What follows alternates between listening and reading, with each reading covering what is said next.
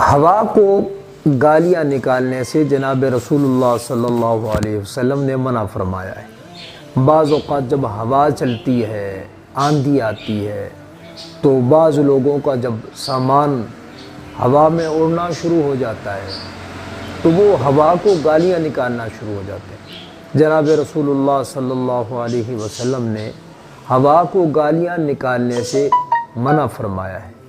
آپ صلی اللہ علیہ وسلم نے ارشاد فرمایا کہ ہوا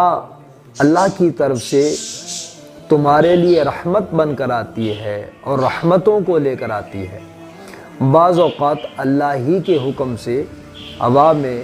بعض لوگوں کے لیے عذاب اور سزا بھی ہوتی ہے، تو اسی لیے اللہ کے نبی صلی اللہ علیہ وسلم نے ارشاد فرمایا